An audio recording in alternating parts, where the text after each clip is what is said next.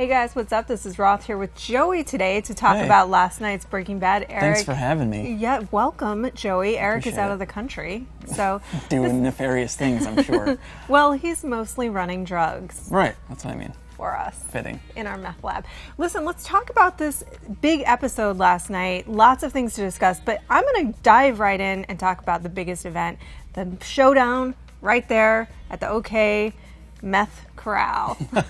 That's its official name, I believe, in the script. I love that, especially because the end of the episode was it was kind of tame to what you expected, but then at a certain point you're like, okay, this is it's way too tame to not have anything just explode or whatever. And I was expecting, a sniper bullet or something, but I'm very satisfied and left sort of on the edge of my seat by that.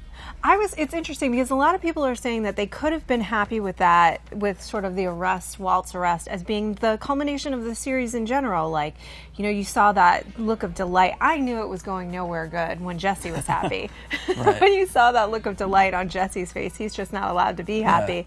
Yeah. And then sort of Hank reveling in his victory in that moment and the call to Marie. I mean, you might as well have just said, honey, I'm going to come home and we're going to sail across the world. Like, you knew it was just going nowhere good. Right. And I didn't think that Uncle Jack and the White Supremacists, who are also a band, were going to in any way back off from that, But what did let me ask you this. Where do we go? The big question is, who survives? We know Hank survives. Does anyone else survive? Do we know Hank survives? Pardon me, we don't know Hank survives. We know that Walt survives. Oh, okay. Yeah, Walt obviously lives, but I really, poor Gomi and Hank, I don't think are going to make it out of that alive. Here, let me ask you this, because they are massively outgunned, they're massively outnumbered. I don't see how they survive this, but if they do you call shenanigans on the show? No, because that's something we've come to expect, I think. Like, there's always this seemingly no-win situation, and somehow they figure a way to write them out, the characters out of it. So maybe we'll see something like that, or maybe just Gomez dies and Hank survives somehow. Maybe there's something worse, Hank gets shot again and Walt leaves him there or something like that. I don't think it's going to be as simple as we might expect it to be, because that's just sort of the MO of the show. Yeah. Well, I think that there's a poetry in the idea that this is the location of their first cook, and I don't think anything is done by accident on this series, although I've been wrong again and again and again about where many things are going.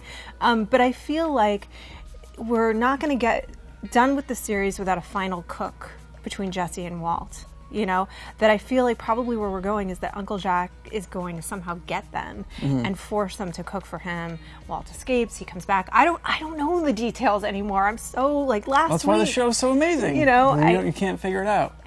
Lots of shows you can sort of be like, okay, this is the trajectory there, but not Breaking Bad. It doesn't work like that. Well, last week I was completely convinced that he was going to poison himself to set up Hank and Marie. But at this point, he has proven with his choice to turn himself in that family really is the most important thing to him at the end of the day. As many mistakes as he's made, he found himself, or what do you think? To me, that choice was one of two things. He found himself outwitted, outmatched. He was beaten at his own game. He had tried that same kind of ruse to kind of draw Jesse out, and he was beaten by his own game by Hank and Jesse.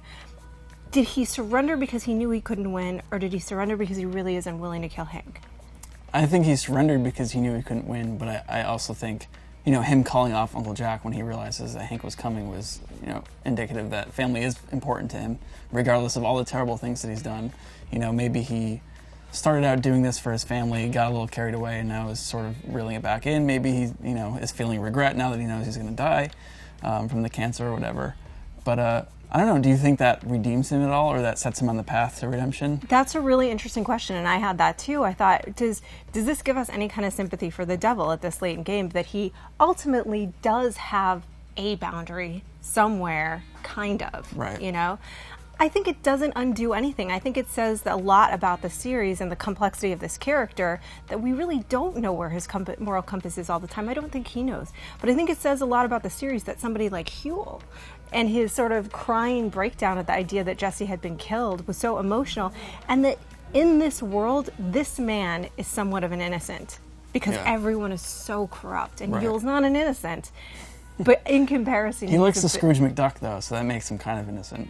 I would say. Right, and so that Walt even having a touch of humanity somehow evokes some sense of sympathy, shows us just how far we've come in terms Right. of the morality on this series, which I think is kind of amazing as well. Right.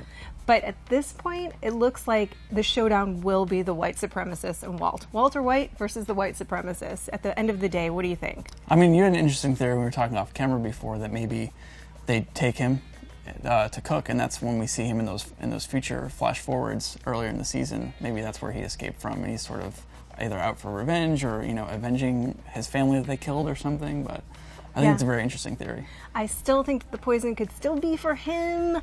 It just may not be as a revenge tactic. It may be to kill himself, or maybe it's for Lydia. We'll find out, you guys. Those are some of our theories. We can't touch on everything in the show. Was there anything else you wanted to touch on? Just that it's amazing. That's all I got.